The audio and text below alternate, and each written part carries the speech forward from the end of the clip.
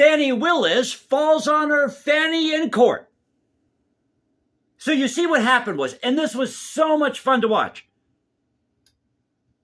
So what happened was, she happened to be down the hall, and when she caught wind that the testimony of her ex-lover wasn't going too well on the stand, she decided to storm into the courtroom and tell people how it am. Well, telling it how it am turned out to be a ham. So she gets on the stand and contradicts herself more times than I can count. And she's telling people, you lie, you lie. She's holding up the papers, you lie. It was like an episode of Guiding Light or something. One of these soap operas. Remember that show, Divorce Court, years ago? It was just like that. I kid you not. And I said a long time ago on this channel, you wait and you see. All these people going after Trump, and I didn't vote for Trump. All these ultra-leftists, they eventually turn on themselves. They do themselves in. And that's what we saw play out yesterday. So apparently her daddy, who she referred to yesterday, was on the stand today, who turns out to be a former Black Panther. Now, Nathan Wade, when he testified yesterday, he said that he would put these business trips, quote-unquote business trips, or these trips to Aruba, Belize, Napa Valley, on his corporate card. And then Fani Willis would pay him back in cash. And she happens to have hordes of cash. Now, this is funny, too. So she has hordes of cash, apparently, where she lives. In her house somewhere. But she thought that the attorney asking her this question said hoard. Did you see that? Oh, that was too funny. So it was a disaster from start to finish. They couldn't keep it straight to save their life. So I thought I'd come here and talk about this. But you want to talk about entitled. You see, you owe her something. And now it's coming out that in 2020, Fani Willis campaigned on being the DA that won't be involved in sexual relationships. She's going to be honest with you. You deserve Fani Willis. Now the question is, did she have this relationship before she started this investigation with Trump or after? Well, it doesn't matter. The fact is, you were, quote unquote, romantically involved. Now, apparently, they didn't have sexual intercourse.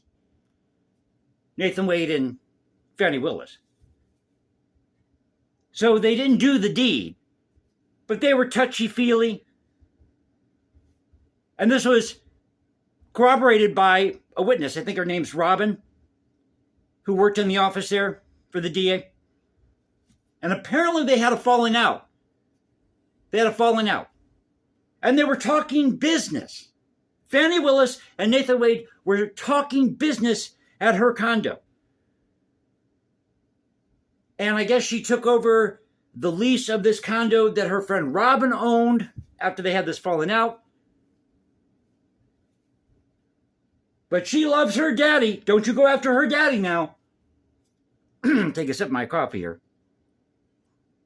I'm trying to wake up, get the cobwebs out of my throat here. But man, I just... What is going on here? I mean, Nathan Wade was putting all these trips to Aruba, Belize. Now this was funny. So she asked, what continent Belize is on?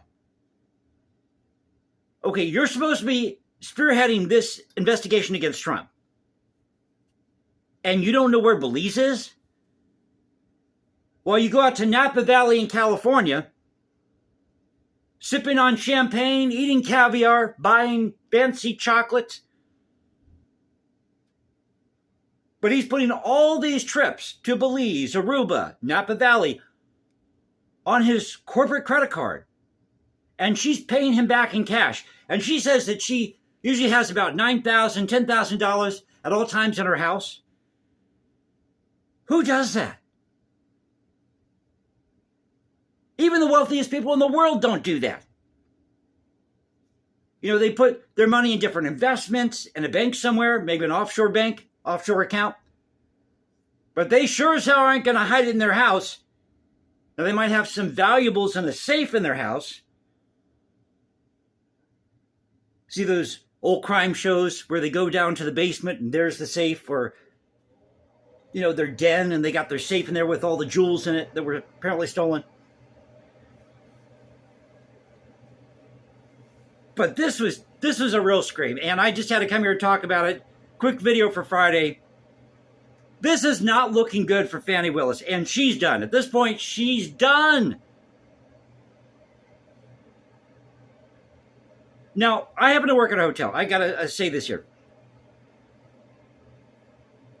And I have never been so floored in my life as watching these two people be so careless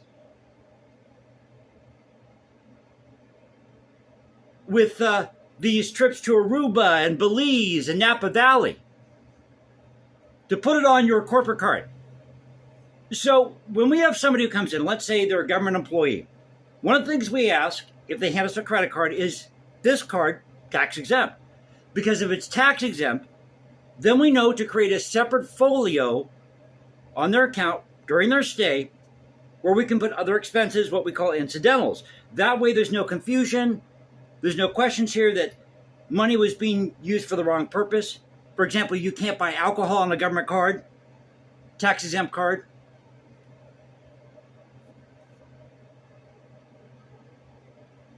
But it's not looking good for Fani Willis when your ex-lover paid for all these trips on his corporate card. You pay him back in cash. You're sipping on champagne and eating caviar and buying fancy chocolates as you're trying to go after Donald Trump. So I hope you enjoyed the video. If you did, you know what to do. You can also follow me at Instagram, #JasonComposes, because I write music in my spare time. Or you can find me at X, Culture Confederacy, at Culture Confed1 on X. This is the Culture Confederacy saying peace out. Stay safe, everybody. God bless this thing called the United States. And you know how we do it here. This is where the past crashes with the present. I'll catch you next time. And y'all have a great Friday.